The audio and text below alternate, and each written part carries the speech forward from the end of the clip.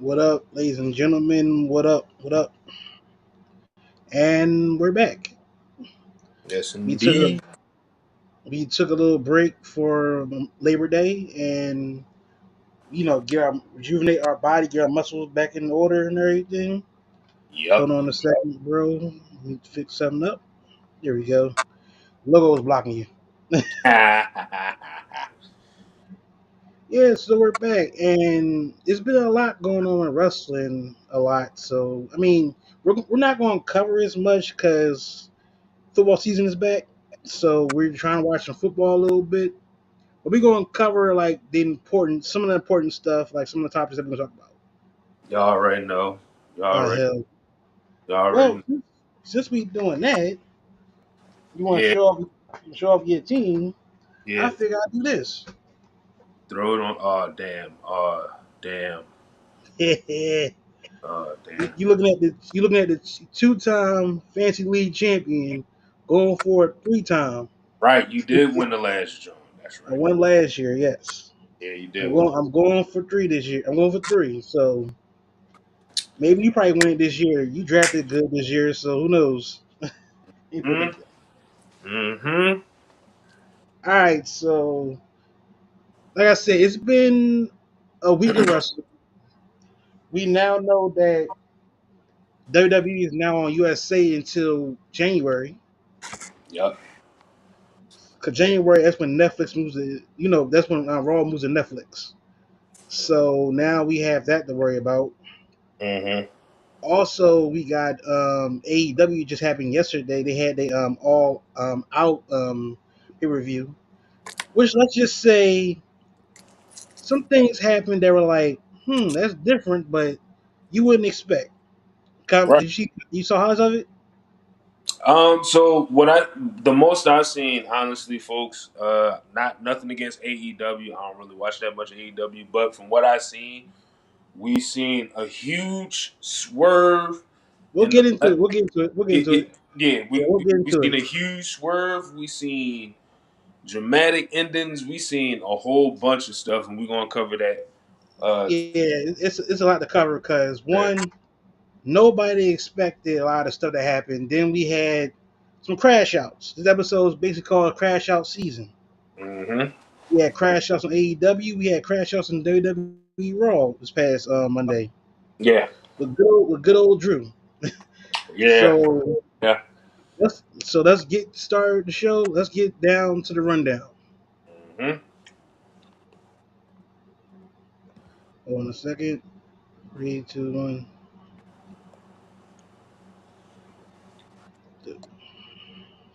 It's the rundown, ladies and gentlemen. With the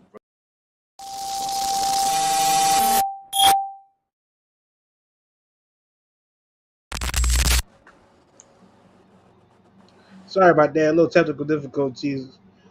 I had to I had to expand it a little bit. All right, so let's get on to the first topic at hand. As I just said before got started, mm-hmm. wrestlers crashing out. Like I said, Monday night we just had a crash out with Drew McIntyre basically blindsiding CM Punk when he said he was moving on, which basically sets up a match for him and Punk at Bad Blood the way it looks. Mm-hmm. And also we got AEW where we had 2 crash outs. Mm-hmm. We had first one was Brian Danielson beat Jack Perry in a World Championship match. Mm-hmm. Next thing you know, we see Luchasaurus, who's known as Kill Switch or Kill Shot, whatever his name is. Right. He comes out and basically chokeslams Brian and make Christian Cage come out with the contract. Remember, he won that contract at All In. At any time, he can get a World Championship match at any time. Mm-hmm. And then we see the BCC, the Blackpool Combat Club comes out and basically stops Christian. Next thing you know, they in the ring celebrating a little bit. Out of nowhere, uppercut from Claudio. Mm-hmm. We had that, and then next thing you know, we get Moxley putting a trash bag well, plastic bag over Brian's head and suffocating him. Crazy. It's crazy. I'm like, wait a minute, we can do. I mean, wrestlers have known to do that. I mean, back in the day, we had Terry Funk did it to somebody and all that stuff. But Hmm. it's like we suffocate people on a pay per view again. I guess I was like, that's different. Very different. And to me, honestly, it kind of sort of shows that, to be honest with you, AEW is willing to stay within the conversation as far as storylines is concerned and as far as rivalries is concerned, because we've seen that with Mariah May and Tony Storm. We see this with Swerve and Hangman Page. We'll To get to that see, too. yeah, to see the level of intensity as far as AEW is concerned, they're trying to take it to a whole nother level to stay within the conversation of um, what the company is doing as far as storylines. Like we could sit here and compare AEW to WWE all day at any given moment.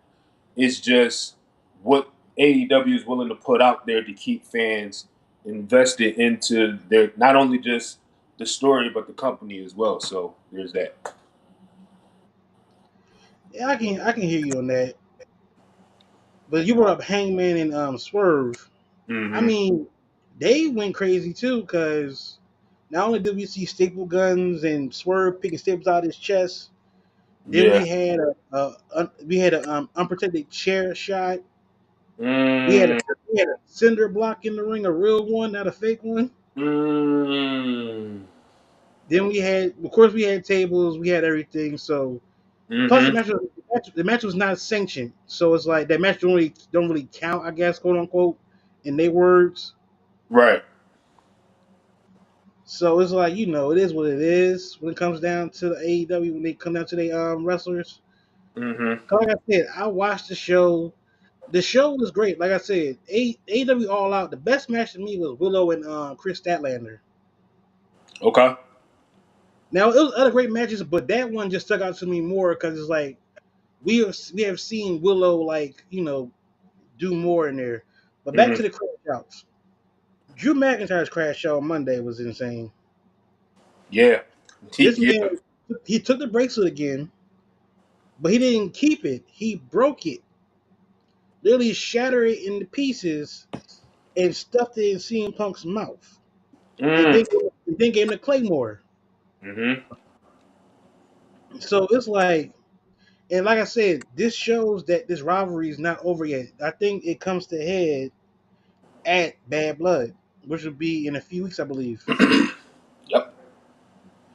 And like I said, so we go from there, and it's like then we see Punk on the stretcher again, get Mm-hmm. into the back of the hospital van. Here comes McIntyre punching him and punching him. You can literally see blood come out of CM Punk's mouth. Mm-hmm. It starts to gouge CM Punk's eyes. Mm-hmm. It's like McIntyre is basically just like going. He's like brain is going. He don't care. He snapped. Also, before we finish with this topic, shout out to the new play-by-play analyst for Raw, Joe Tessitore. He did, yeah, oh, yeah. Hold up, yeah. Give me a round of applause for that, because he did a hell of a job calling the wrestling matches. Because if we ever play Fight Night, you know who he is. Oh, for sure. Yeah, For but sure. let's get back to this topic. Um, like I said, this feud between CM Punk and Drew is going to come to his head at Bad Blood. So it's 1-1 right now. So if we're betting on this last match to be at Bad Blood, who you think our match is going to be? I mean, we if we talking about bad blood and literally bad blood between Punk and CM Punk and Drew McIntyre, um, in my honest opinion, I think it's probably going to lead to an all out street fight. In my honest opinion, because Yeah, street fight.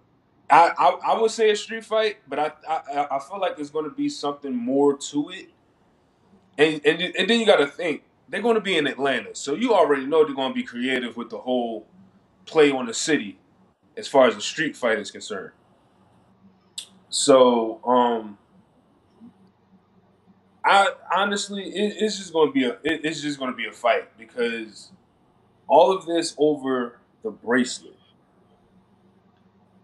and we talked about these matches where the title is not important, but a small item is. Like we had fights over the Ulafala, the fights over the bracelet, fights over whatever the case may be is in the past. But this one, I think this particular rivalry or feud or however you guys look at it, this stands out neck and neck with the Bloodline storyline in only just a few short months because of the intensity between Punk and Drew McIntyre. Now, if I was a betting man, I would say Punk might take this one, but I wouldn't be surprised if Drew McIntyre pulled one out of thin air as far as taking the win. And I can honestly say between the two so far, if we pulling back the curtain a little bit, um, it's been professional, but at the same time, we don't really know the ins and outs of what goes into their match alone. So I would say Punk going to take the next one at Bad Blood. Match wise, I don't know. I'm leaning towards some type of a street fight, probably. See, this is where I mean, I think one part I disagree with you on there is the bracelet. I think the bracelet is. I think after they bring out that bracelet, it's not about the bracelet anymore. It's Okay. basically about it's basically about bragging rights. I think at this point, Yeah, and to a point yeah, where you can say that. McIntyre, like I said, McIntyre feels betrayed because he's been the guy that's been there for the past 10 years, and Punk comes back Mm-hmm. and is beloved again, Mm-hmm. and he feels as though everybody traded on him. But it's like with McIntyre, I think just think about McIntyre. Mm-hmm. Since signing back with WWE early this year, I mean he's been all over. He's not. It's not like everybody traded on him. It's just the fact that when Punk came back, it made a shockwave and it just turned everything over. Yeah. But for McIntyre, I understand his anger because they said he had history back in the day. But it's like that history can change up. You can let bygones be got bygones. But at Right. the rate that McIntyre is going, and plus you hear Wade Barrett say that he don't recognize Drew anymore. Drew is gone. He's crashed out. He's basically on the same path as Hangman. Basically, at the last night we did a swerve because he basically burned Swerve's childhood house. Mm-hmm. But at the same time, though, I can understand why Hangman did that because Swerve did break into his house and everything. So it's like both of them had it coming to each other. It was karma for both of them either way. Right. So Right. other than that, like I said, Crash Out season is here. We got a lot of crash outs going on in every wrestling company. Well, not I won't say every company, but mainly WWE and AEW. Mm. TNA has their own stuff, but they got good stuff too. But it's like you don't see anybody really crashing out as much as before. So like I said, this week is WWE week on USA Network. Cause like I said, everything is now going to be on there until January. Well, Raw and SmackDown be on there until January. NXT is going to be moving to CW, Ah, yeah, yeah, yeah, yeah. basically pulling old SmackDown from UPN. Right. I Right. remember those days. Take me back, Channel bro. 57. All right, man. So let's get to the next topic. Is the WWE Tag Team Division being wasted? Now, how about you get it started off, bro? Let's have you start first with this. How you feel about this topic? Um, Tag team. I mean, the thing is, I feel like it's really one of those things where um it's peaks and valleys as far as the tag team division is concerned. Because if we look at, again, the Bloodline storyline and the tag team within that faction, then we got um, the odd pairings of random people tag teaming together. It's like certain big time tag teams are starting to fade out, and like the new generation of tag teams is coming in, and there's nothing being done because you Hmm. have Pretty Deadly. They were on a roll at one point, but now they're shifting gears to do some musical thing. What the hell is that? And then again, the stuff with the Judgment Day happening with Diamond Rhea and Finn Balor and JD McDonough and their tag team champions involved in a whole nother storyline, and they're not defending their titles as much. Same thing with the Bloodline; they're involved with the storyline, but they're not defending their titles that much. Um, I mean, well, let me not say that because they defended it 2 weeks ago. Yeah, 2 weeks ago, so yeah, there's that. But you don't hear the conversation as far as tag team championships being defended um, on a grand scale because of these storylines with these factions. And I think tag teams as a whole are being wasted because it's not enough interest in the tag teams because they're being outshined by certain storylines with, Cody Rhodes' bloodline, um, uh, the Judgment Day, Diamond Rhea, um, all those different aspects. Then you have the whole Sonya Deville's trio thing. They're not being utilized as they should be. Um, so as far as tag teams is concerned, it's kind of sort of being wasted, but at the same time, it's it's not much conversation there, and there's not much interest. So it's the matter of what are they going to do to 180s the whole situation. I can get that. My thing is when it comes down to the division, I wasn't even thinking about the women division because at least they have tag team matches and for the titles they move them around a lot. I give them that. Even though they Mm-hmm. need more teams, but it's like they at least they're moving the titles around. The Mm-hmm. champions are traveling to all shows, Yep. so it's Yep. like that's good for them. Yep.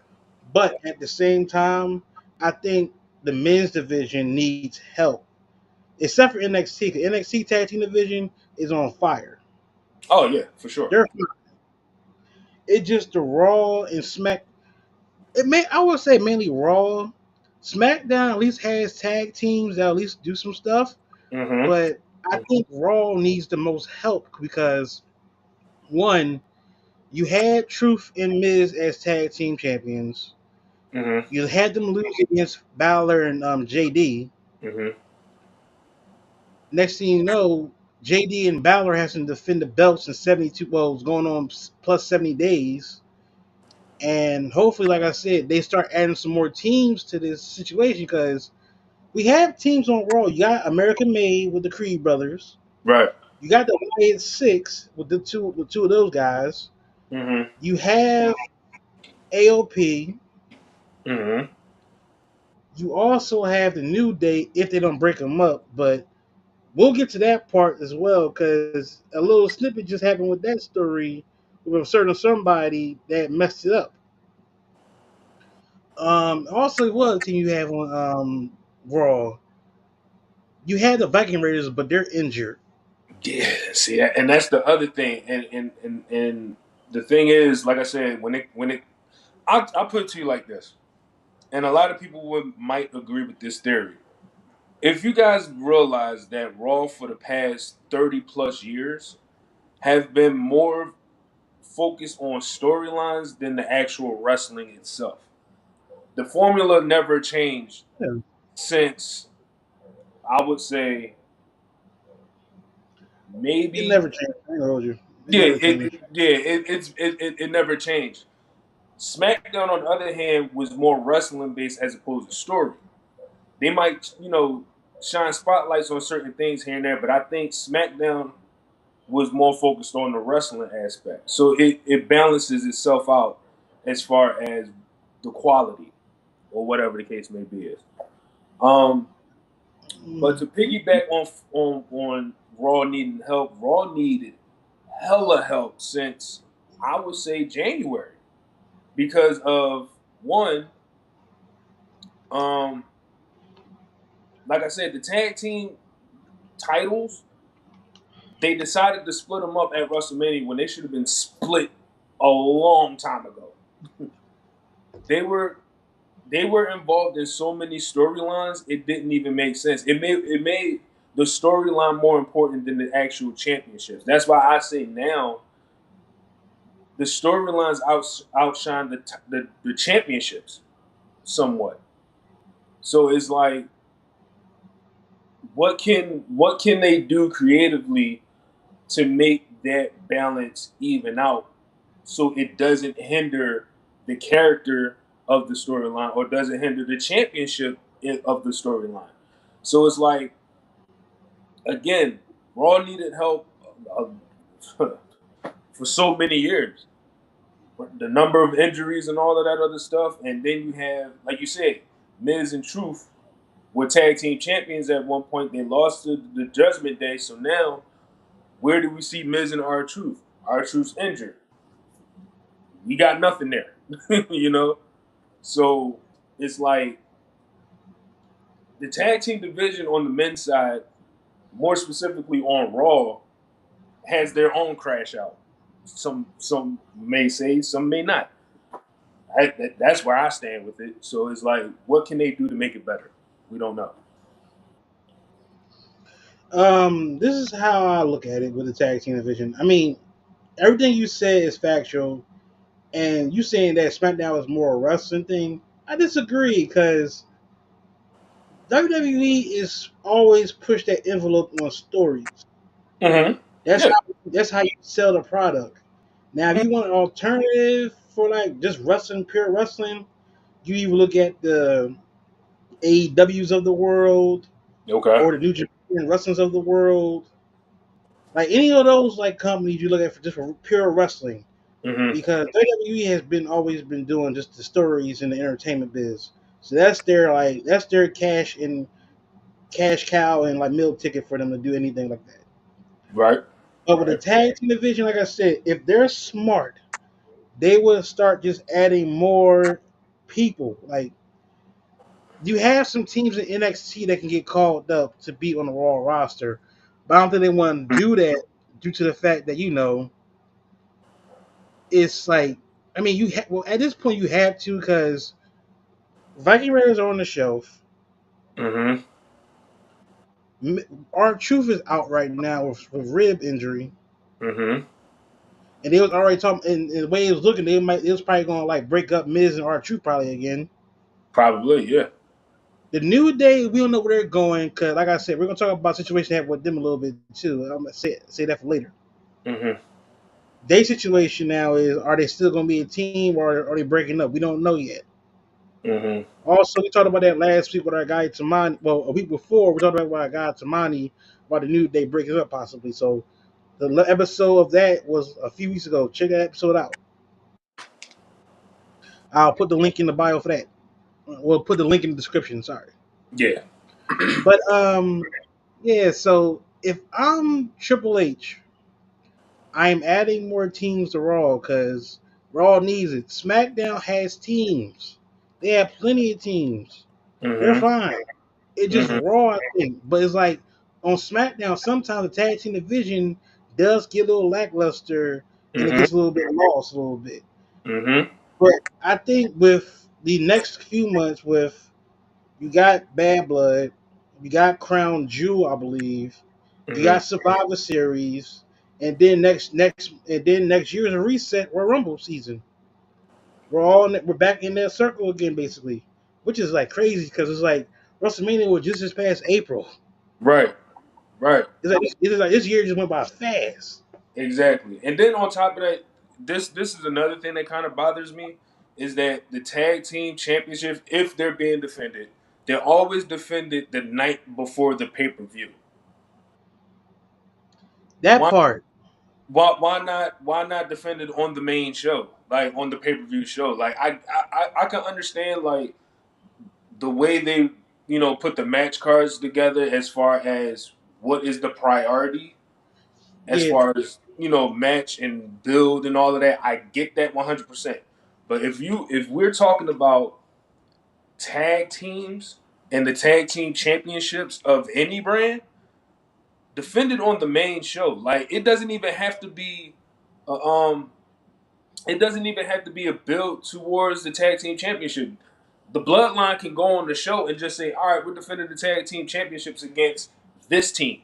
We may know who's going to win. We may not know who's going to win. It could just be a random thing. But in my honest opinion, I think, to go back to what I was saying earlier, it kind of sort of hinders the tag team as a whole, because when we were growing up, the tag team titles was always defended on every pay. yes. They were defending every. Well, I wasn't every night. It Mm-hmm, depends on special nights or special pay-per-views. Pay-per-views, they was always defending every pay-per-view, no matter mm-hmm, what. mm-hmm. They was defended sometimes on Mondays. They was defended sometimes on Thursdays or Fridays. So I think, like I said, it's got to be a situation where Triple H really has to get the tag team division and be the vocal point of the show, because it was back in the day. You had like the Hardys, the Dudley Mm-hmm. Boys, Aiden Christian. Who else? You had, of course, who else? You had a bunch of teams. Undertaker and Kane at one point. Brothers, I'm about to say Rock, Brothers of Destruction. The Rock and Mankind, DX, the New Age Outlaws. You You had had a you had an abundance of teams that you APA. You could, like, seriously. the list goes on. Too cool. Too cool. Yes, too cool.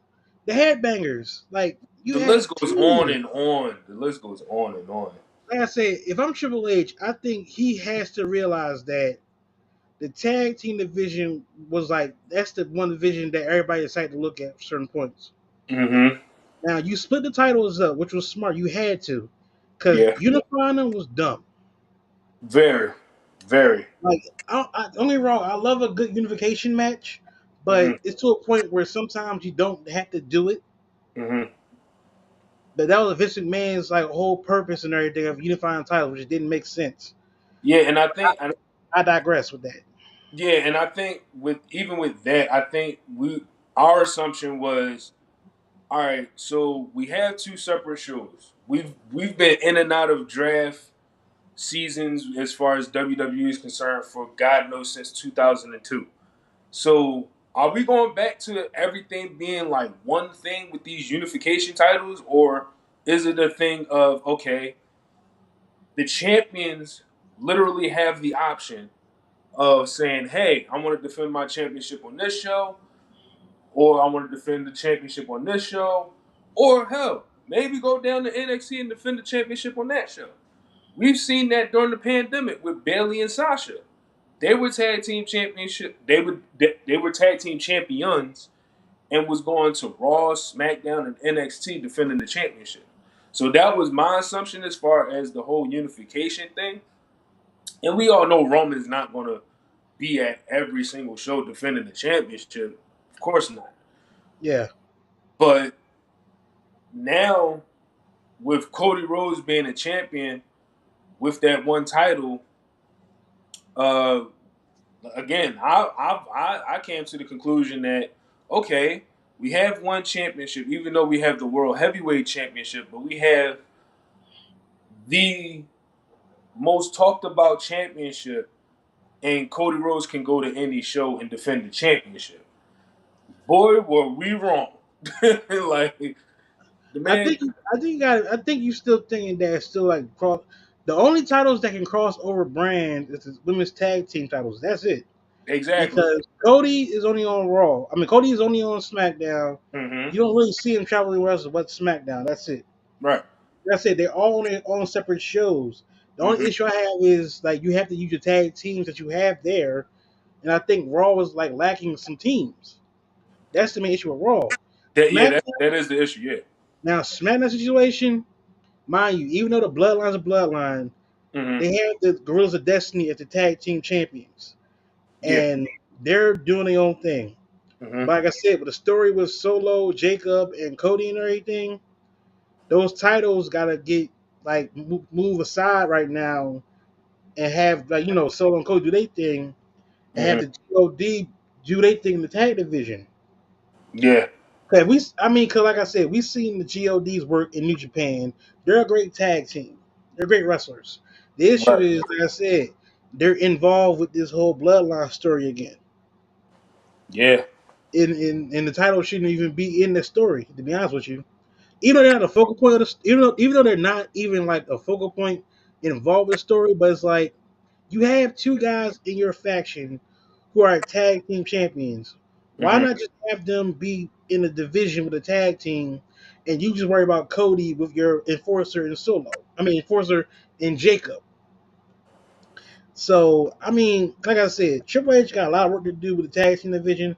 He has these few months left to do something, and so hopefully, like I said, Triple H, I think it was reported Triple H does listen to the fans on Twitter. Hmm. I think he got a burner account probably most likely. So Hmm. it's like he does look at the fans to see what they're gonna say.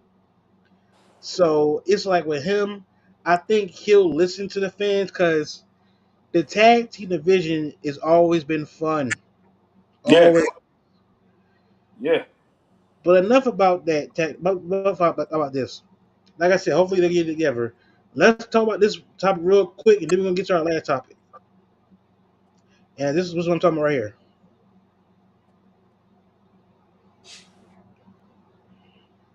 Yes, Odyssey Jones, the man who we raved about a few weeks back, debuting on the show of Raw. It's like, how can you mess up your opportunity? You was getting a push, and you get this whole allegation on you, domestic violence. It's like, bro, come on.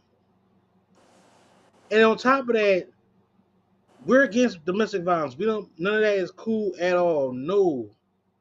It's a hotline there's a hotline that I will put in the description that deals with domestic violence, like anything like that. But for Hmm. this to literally mess up his opportunity, but this is the thing. This is not his first time being in the news. Cause I think what about a year ago or 2 years ago, he was dissing, transgender and everything. He was dissing them, and I'm like, come on, man. You gotta like understand your surroundings, what you're doing. You can't diss people like that. It's not good. And it's like you're on TV on a daily basis. Then on top of that, with this situation with the this domestic violence allegations, it's a profile on X that's Hmm. like literally saying stuff about him, saying that you're an abuser, you're this and that. And I'm like, wait a minute. I'm like, whoa. And then next thing you know, we see him get booted off the website. People thought it was an error. And next thing you know, we find out that Kofi was doing a whole situation with the general manager of Raw, I forgot his name. Damn, Adam Pierce. Adam Pierce. He was talking to Adam Pierce in the back, and you didn't see Odyssey. So it's like he's been off TV for 2 weeks, and next thing you know, we get the story of him getting fired. Like this dude had a legit chance to do something good in wrestling. Hmm. He just wasted his idea. Like him and Velveteen Dream. Oh, don't get me started on that one. It's like them. It's like Velveteen Dream was basically on his way to being one of the top guys in WWE, possibly. If not, Ah. the situation happened to him, which is like his dumbass fault. Because it's like, one, what are you doing? And two, like, bro, like I said, everything is alleged, but at the same time, don't put yourself in this predicament. You Hmm. can't, Hmm. especially if you're on TV. Hmm. You work for over $1 billion company in WWE, and you pull some stuff like this, and it's like it's not a good look on you. Mm-hmm. Now, if it does come out that the allegations weren't true and everything, he won't get hired back. He probably won't. If he does, I mean, hey, good for him. But it's like I don't think this is going to like erase anything because it's like you already have two stuff against you. Mm-hmm. Another thing going against you, you ain't gonna come back at all for good. Nope.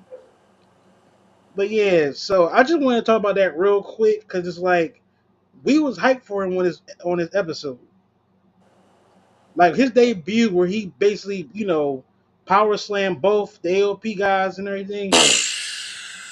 It's like, bro, you had so much potential and you just throw it away. Dog.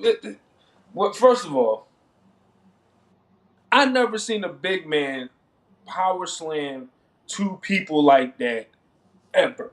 With ease. In my AOP is some big boys. Ever. I'm sitting there like, dude, what? Like, why are you this strong? Like, now to go back to the whole domestic violence thing again, we do not support that. We do not condone it. Like, I know people who's dealt with it, and I can't really give answers because to some people they take the advice, to other people it goes in one ear and out the other.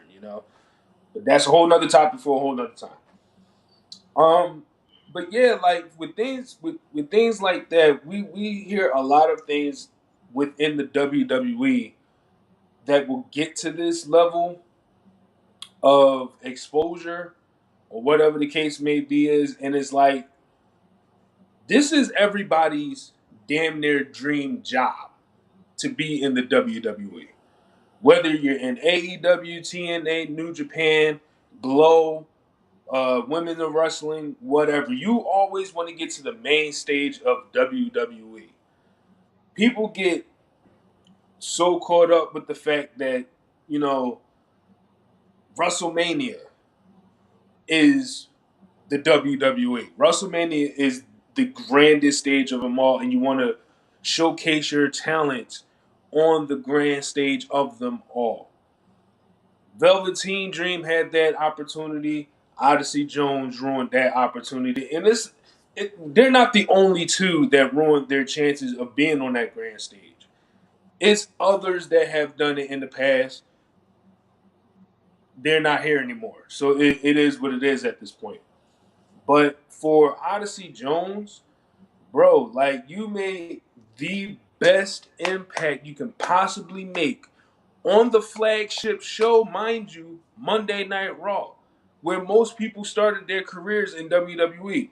Grant, SmackDown was the land of opportunity, but if we talking about Monday Night Raw being the flagship show where the lights are on bright and you shine the biggest, dude, you shot yourself in the foot. No pun intended, Megan Thee Stallion, but you shot yourself in the foot on that one because, bro, the alligator. I know. I went there. Did that, pal? I don't care. But anyway, you like really ruined chances as far as notoriety. You had the backing of a former WWE champion. On top of that, you were with one of the greatest tag teams in history in the New Day. That would have elevated your name even more. So like for all of this stuff to happen and for him to be caught up in this, it's crazy. I hope and pray to the good Lord that the allegations aren't true and he can come back, but it's going to take a while. It's the same thing with Velveteen Dream because he publicly apologized to WWE. We don't know if Triple H seen it, which 9 times out of 10 I'm pretty sure he did. But for him to for Velveteen Dream to come back, it's going to take hell to freeze over. CM Punk is the living example of hell freezing over. The difference is though, CM Punk didn't get accused of stuff. That's the difference. Exactly. But like it's like people in the wrestling industry do not understand that the platform that they're on goes against every platform. All the negativity. As far as domestic violence, discrimination, all of that other good stuff. Like WWE is a multicultural uh, industry that represents all walks of life. Yeah. And yeah, a certain person that ran the company back then screwed it up somewhat, but now we in the new regime of mending fences between all walks of life. And you cannot have anything following you career wise that could lead to this very moment of you being fired from the WWE of all places. Yeah.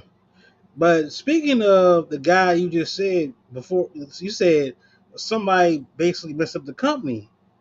So it was an announcement recently that, hold on, Mm-hmm. Mm-hmm. Netflix announced that Vince McMahon will have a docu series starting this month, September 25th, I believe. It'll As be on Netflix. It'll be a 6-part docu series, and it takes place, as they say, between I think 2022 into like current. So it's mm, like mm, stuff that happened prior. Then they're covering a lot of stuff, like stuff from back in the day, stuff. And you got people like Undertaker on there, Cena, The Rock, Bret Hart, Hulk Hogan, Stone Cold, I believe, Triple H. mm-hmm. And then of course they were talking about the allegations recently just dropped about him with the whole trafficking situation. Mm, So it's gonna be a 6-episode documentary series. mm-hmm. I'm gonna check it out, of course. Because it's like one, it's like let's just say this. I don't care what everybody say. If you were a kid of the ages, I would say 6 and like up or whatever, Mm-hmm. wrestling, you love wrestling. And Vince McMahon was the guy that put you on. Mm-hmm. As the years went by, stuff started to come out more about him. Now I condemn everything he's done basically. Like, bro, like you're wrong for everything you did. Mm-hmm. Even though I don't know if they still have the court date coming up to. I'm not sure whether they're going to do that. I haven't like followed up on anything about it. I don't really follow it as much as I did before. Right. But this docu series is gonna make Vince look like, well, he already a piece of shit. But it's like it's going to make him look more of a bad person because a lot of stuff that he's done throughout the years is like unheard of. And of course, you got the dark side of the ring as well, but they didn't talk about as much about as Vince on the dark side of the ring. This Mm-hmm. docu series has already been reported that this is gonna make look Vince look like terrible times 100. Mm-hmm. Mm-hmm. Okay. Because when you got guys like Bret Hart on there who like hates Vince, they're probably gonna have a few other people that's on there that don't like Vince at all. But it's like some people that's gonna be on there, they love Vince because, like I said, a lot of wrestlers that Vince signed, he gave them money and put food on their table. So it's like some wrestlers might defend him. Then you have some that might not defend. They might not agree with what he did, but it'll still be like, he helped me out. Mm-hmm. Mm-hmm. But this docu series is going to be crazy. I just want to know, like, how is it going to start off? Like, would you want to start with the beginning of his career? Because remember, he brought the company from his dad. Yeah. So it's like, where do we start from the story? Because he had so many allegations against him, from the steroid situation, then Mm-hmm. of course the situation recently with the trafficking. Mm-hmm. Like he had a lot of civil cases he had to deal with, a lot of lawsuits. It's a lot that he had to deal with. Yeah. So Yeah. this series, like I said, this series alone will like determine everything about Vince McMahon that we all know to come of how he is. Mm-hmm. But it's like it took him. With the story with the whole traffic situation, that was a nail in the coffin for him, basically as a wrestler promoter. Right. Yeah. But yeah, so I mean, this series should be crazy. What you think about it, bro? I'm gonna be completely honest with you. I feel like this year alone, with two other figures that we're not gonna name, um, where everything is coming out. Well, let me not say two because mainly one, but um, It's people involved for sure, but it's like yeah, the yeah, main. yeah, yeah, yeah, yeah. I think to be honest with you, I don't want to say that this docu series is going to raise more questions than answers because if we think about the person that's running the ship now versus the person who ran the ship, they have a connection like nobody's business. True. Then you talk then you talk about the people that he brought along, Rock, Taker, Austin, Hogan, all those other guys. Like those were his main cash cows as far as him, running the company. Yeah.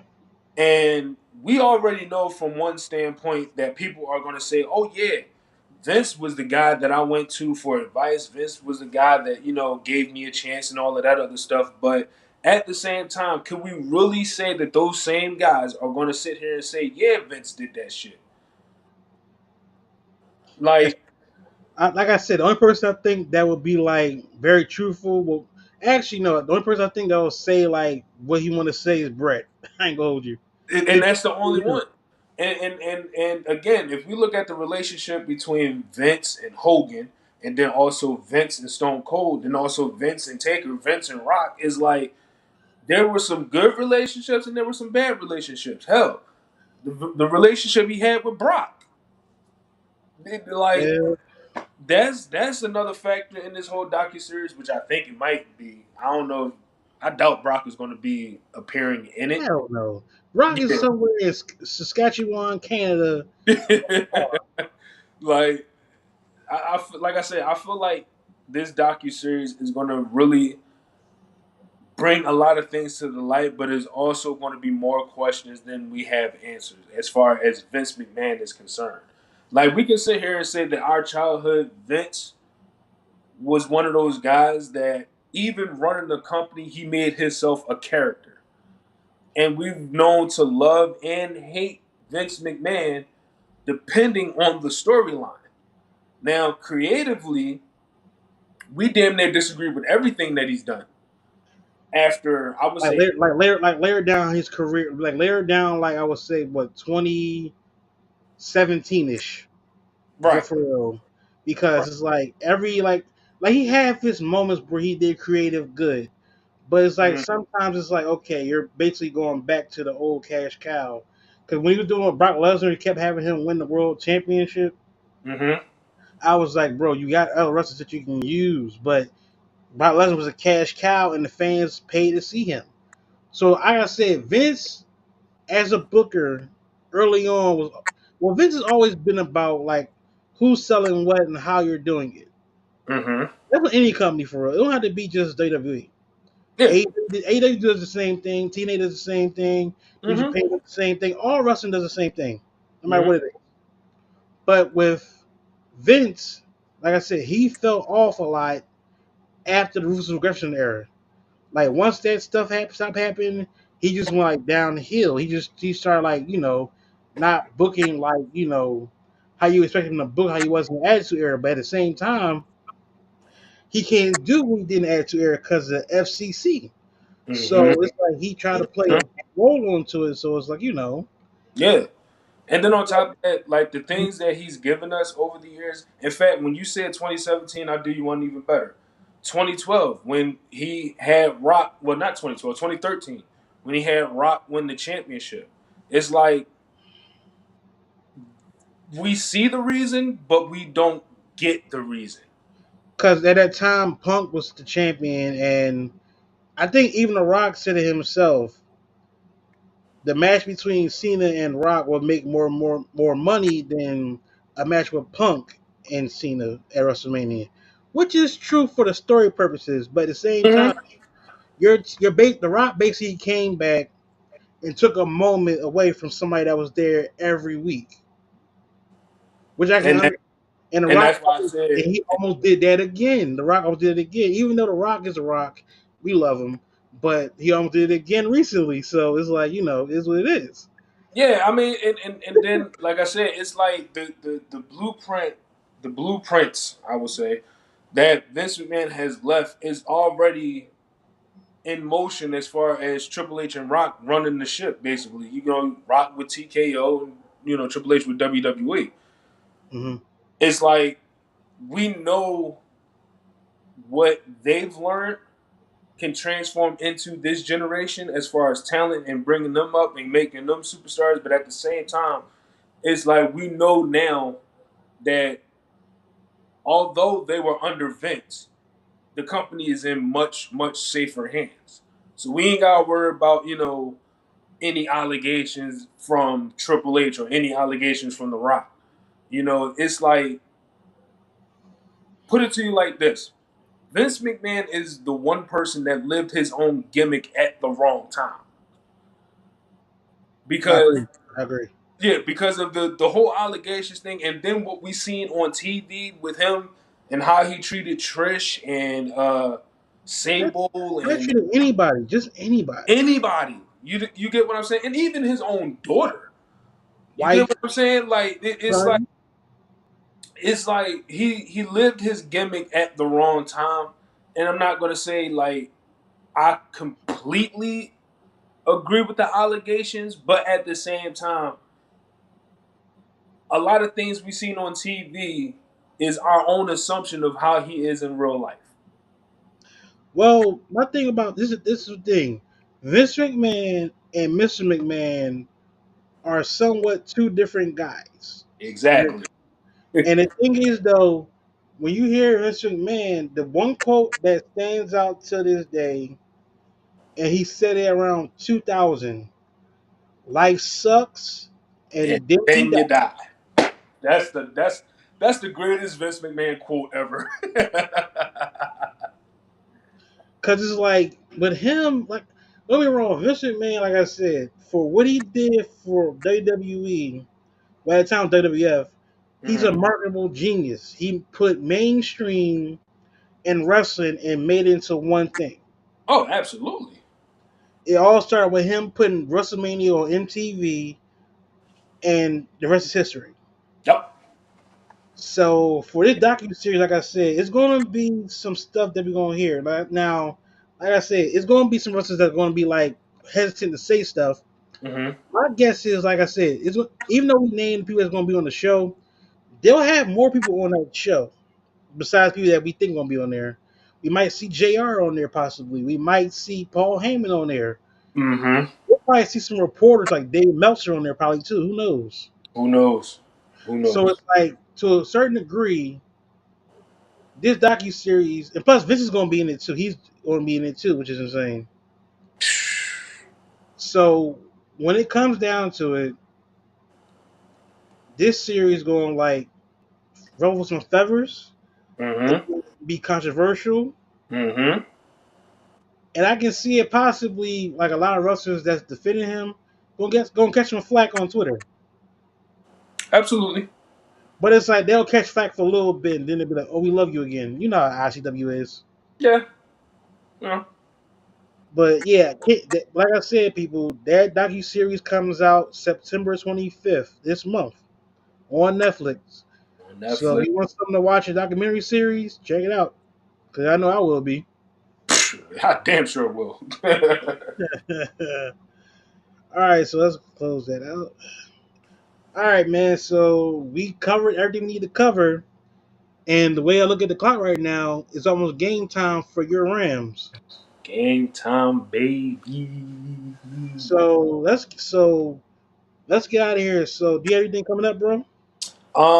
Yeah, so again, folks, uh just be on the lookout for my Instagram, ASW Philly underscore Exodus Jones, also Nova underscore chapter 31, and also check me out on TikTok as well at Nova Jones 93. Um it's a lot of stuff that I'm going to be posting as far as ASW Phillies coming up. But just be on the lookout for those. A lot of things have happened, and a lot of things have been pushed back. So just be on the lookout for that, and we'll have more announcements coming up as the week progresses. Okay. As for me, like I said, you can follow me at right there, fat double underscore 54, double underscore Hawk 54 on IG. Also, you can follow me on Instagram. I think it's Big Ron 5433, I believe. Something like that, Put it yeah. in the description, basically. Basically, I'll put in the description. Also, we'll be back next week with another episode. And like I said, me and my guy going to discuss having another live stream probably for Survivor Series. Yep. That'll be our biggest bet. So, like I said, this podcast we keep doing it. Now, I do give updates when we don't have when we don't be able to do it for y'all. Either we're busy or we take a little break. Sooner, like I said, maybe probably by the end of this year, we're gonna take a little mini break from the podcast because we're gonna take a break for ourselves, rejuvenate our brains, especially with WWE gonna be in the reset mode in January. Mm-hmm. Also, we're gonna have our first ever annual Minds of Mayhem award show on here, where we're gonna talk about the best wrestler of the year from all companies, best female wrestler of the year, best match, best moment, best funny moment, a lot of stuff. We're just gonna have a fun time with that. Mm-hmm. So, as I said, time is time right now. We watch the football game. Go Birds. Go Rams. I'm playing. All right. So, all right, guys. So have a good night. We'll see you back here next week. Have a good night. Peace out.